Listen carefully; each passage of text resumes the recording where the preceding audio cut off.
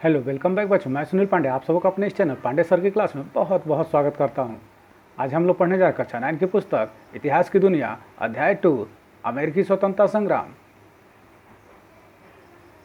तो आइए अध्याय शुरू करते हैं। विश्व इतिहास में आधुनिक काल का प्रारंभ जिन घटनाओं के साथ जोड़ा जाता है उनमें यूरोपीय देशों द्वारा 15वीं शताब्दी में नए समुद्री मार्गों की खोज भी शामिल है। इसका उद्देश्य नए व्यापारिक मार्गों को विकसित करना था ताकि यूरोपीय देशों की अर्थव्यवस्था व्यापार और वाणिज्य के माध्यम से समृद्ध बनाया जा सके। इसी क्रम में 1492 में कोलंबस ने अमेरिकी महाद्वीप की खोज की।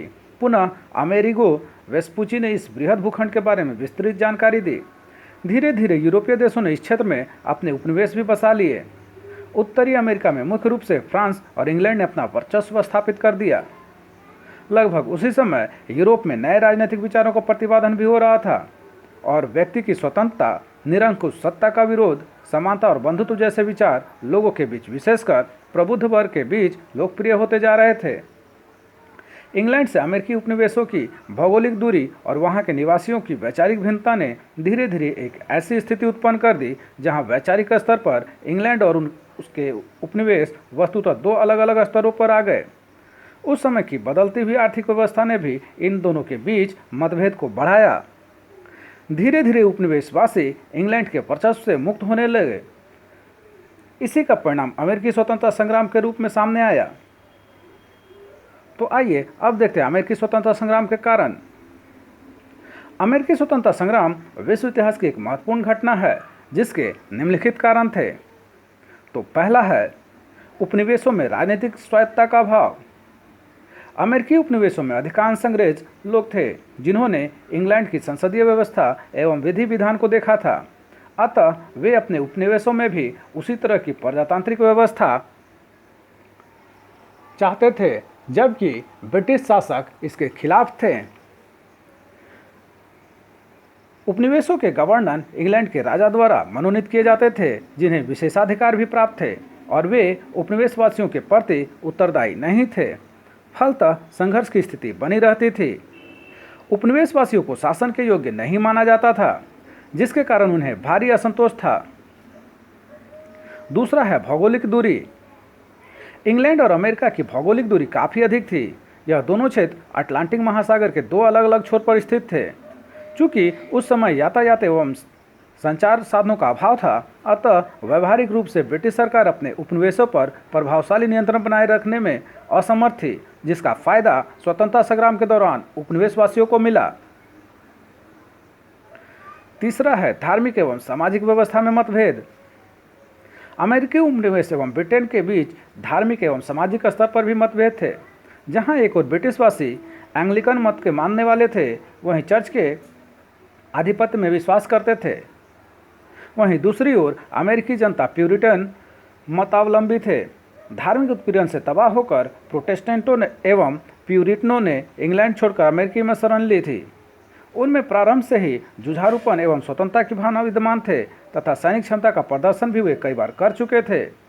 यही कारण है कि अमेरिकावासी अपने मातृदेश के साथ संबंध नहीं रखना चाहते थे।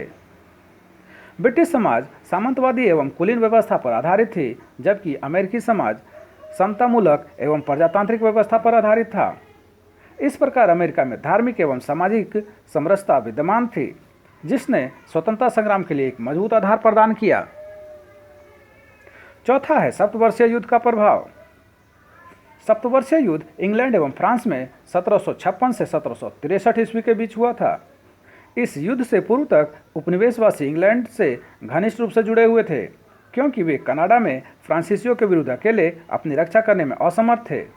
लेकिन इस युद्ध में फ्रांस की पराजय के साथ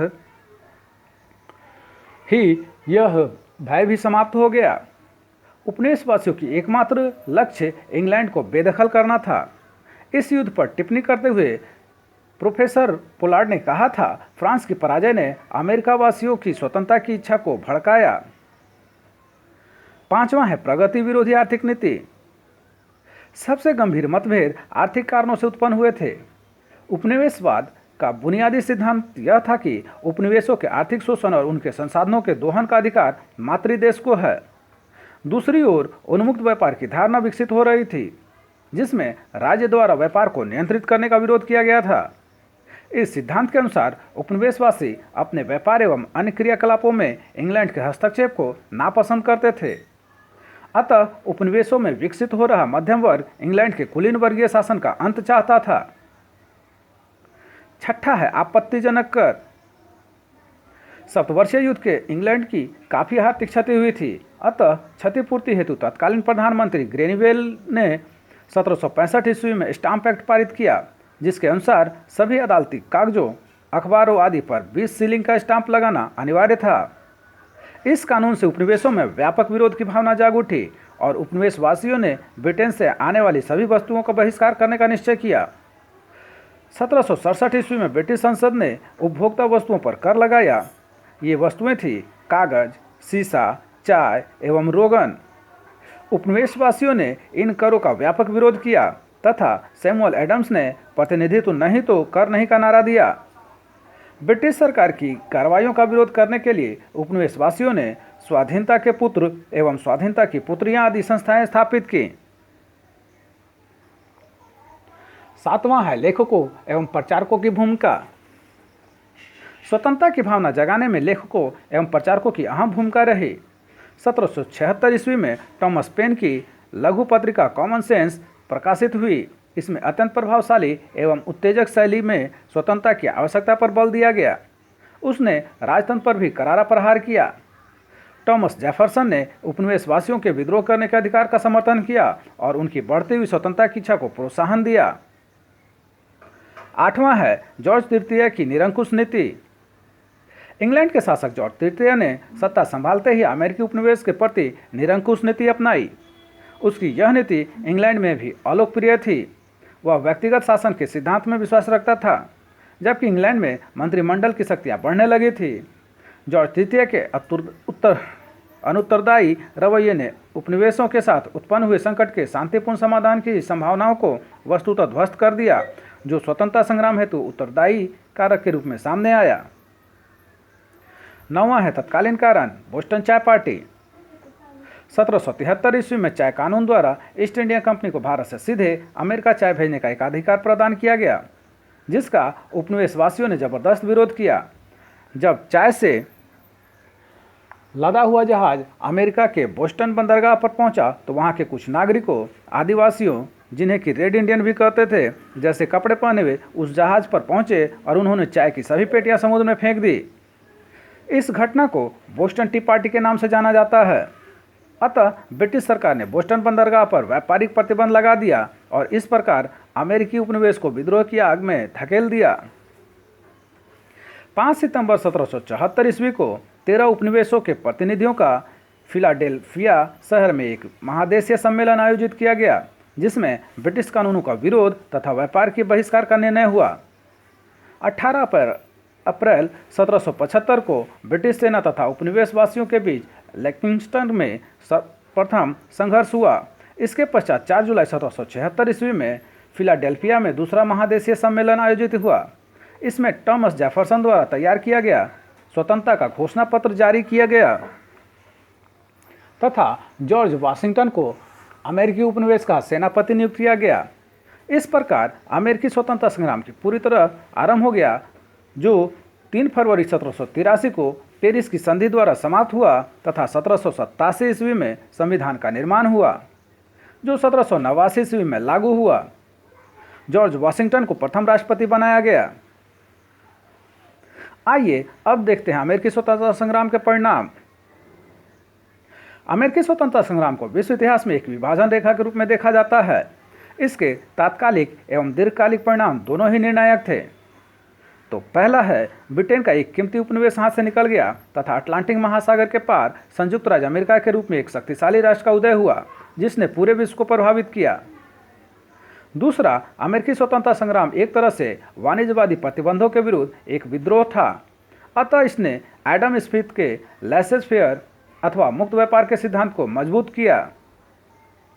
तीसरा, ब्रिटेन की हार का दोष जॉर्ज तृतीय तथा उसके मंत्रियों के मत्थे मढ़ा गया। फलतः तानाशाह बनने का जॉर्ज तृतीय का सपना चूर हो गया।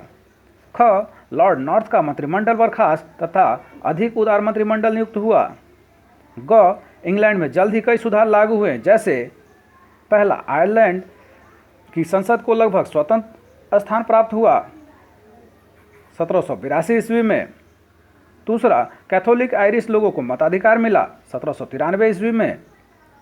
तीसरा, आयरिश संसद वेस्टमिंस्टर संसद से जुड़ा 1800 ईस्वी में। घ, इस प्रकार सीमित राजतंत्र और राजनीतिक स्वतंत्रता का वर्चस्व बढ़ गया।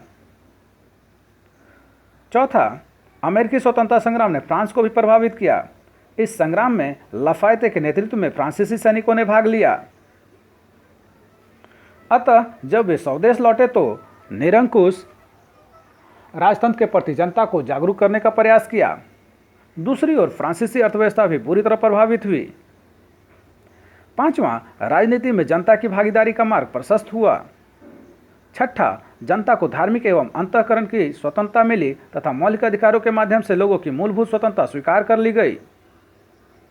सातवां, विश्व का प्रथम लिखित संविधान अमेरिका में 1789 ईस्वी में लागू किया गया, जिसमें महिलाओं की संपत्ति का अधिकार मिला तथा उत्तराधिकार कानून को न्याय संगत बनाया गया। आठवां, अमेरिका गणतंत्र बना तथा वहां मॉन्टेस्क्यू के शक्ति पृथक्करण सिद्धांत को मान्यता मिली। नौवां, वयस्क मताधिकार लागू नहीं हुआ तथा स्त्रियों को भी मताधिकार से वंचित रखा गया। मताधिकार का आधार संपत्ति को बनाया गया जो उचित नहीं था। 10वां, इस प्रकार संयुक्त राज्य अमेरिका का गठन एक नए राज्य के रूप में हुआ, जिसमें पहली बार लिखित संविधान, शक्ति के पृथक्करण का सिद्धांत, धर्मनिरपेक्षता का सिद्धांत और व्यक्तिगत स्वतंत्रता का सिद्धांत राजनीतिक व्यवस्था के मूल आधार माने गए। इन सिद्धांतों का प्रसार यूरोप में भी हुआ और फ्रांस की क्रांति ने 1789 ईस्वी में इन्हीं सिद्धांतों को मार्गदर्शक सिद्धांतों के रूप में समस्त विश्व के लिए स्थापित कर दिया। आइए अब देखते हैं औद्योगिकीकरण का प्रभाव। अमेरिकी स्वतंत्रता संग्राम के समय में ही पश्चिमी यूरोप के औद्योगिकीकरण क्रांति नवनिर्मित अमेरिकी समाज में प्रवेश कर रही थी। अतः इससे आर्थिक प्रगति की अपार संभावनाओं का उदय हुआ। अब यहाँ एक नई कार्य संस्कृति विकसित हुई तथा अनेक उद्योग धंधों का एवं कल कारखानों का निर्माण हुआ, जिसके लिए कच्चा माल पहले से ही मौजूद था। औद्योगिकरण के फलस्वरूप कृषि को भी प्रोत्साहन मिला। अतः आर्थिक क्षेत्र में अभूतपूर्व उन्नति हासिल हुई, जिसका परिणाम एक सशक्त एवं विकसित देश के रूप में संयुक्त राज्य अमेरिका का उदय था। आइए अब देखते हैं इंग्लैंड की असफलता के कारण। यद्यपि इंग्लैंड काफी शक्तिशाली था एवं विश्व में उसकी कई उपनिवेश भी थे, परंतु उसे अमेरिकी स्वतंत्रता संग्राम में हार का मुंह क्यों देखना पड़ा? इंग्लैंड की असफलता के निम्न कारण थे। तो पहला है, अमेरिकी उपनिवेश अटलांटिक महासागर के पार 3000 मील की दूरी पर स्थित थे, अतः वहां समय से सेना एवं रसद पहुंचाने में कठिनाई होती थी। दूसरी ओर अमेरिका के भौगोलिक स्थिति से भी अंग्रेज सैनिक परिचित नहीं थे। दूसरा, अमेरिका की शक्ति को नज़रअंदाज किया गया एवं अधिकांश अंग्रेज इसे गृह युद्ध ही समझते रहे।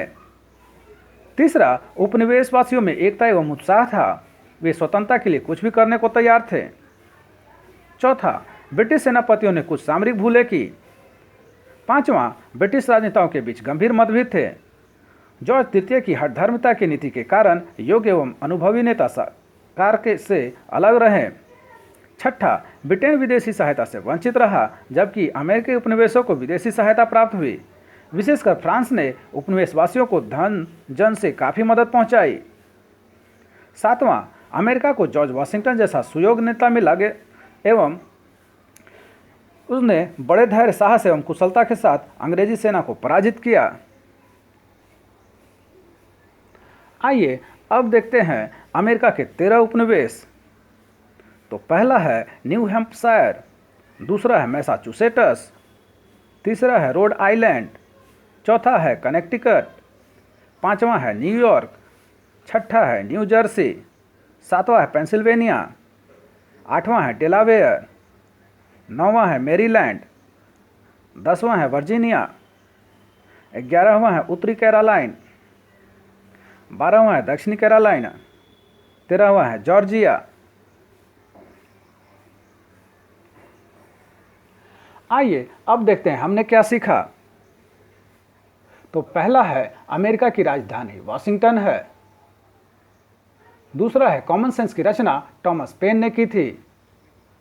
तीसरा है स्टाम्प एक्ट 1785 में पारित हुआ था। चौथा है अमेरिकी स्वतंत्रता संग्राम में अंग्रेजों का सेनापति कॉर्नवालिस था।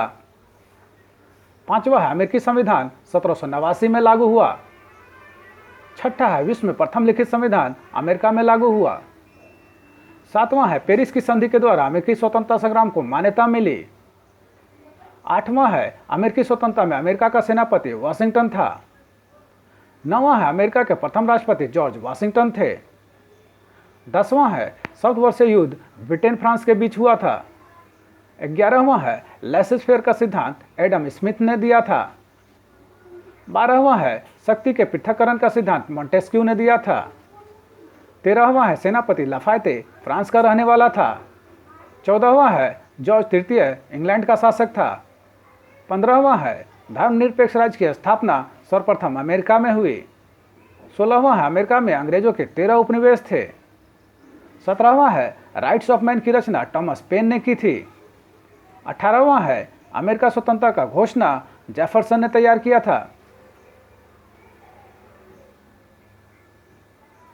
तो आप सबको हमारा यह प्रयास कैसा लगा हमें जरूर कमेंट कर बताएं। हमारे इस चैनल पांडे सर की क्लास को जरूर से जरूर सब्सक्राइब करें और बेल बटन को दबाएं ताकि आने वाली वीडियो का नोटिफिकेशन आपको मिलता रहे। दूसरों के साथ इसे शेयर करें और हाँ, लाइक करना तो बिल्कुल ना भूलें। आपका लाइक करना ही हमारे मेहनत का फल है। धन्यवाद। Thank you.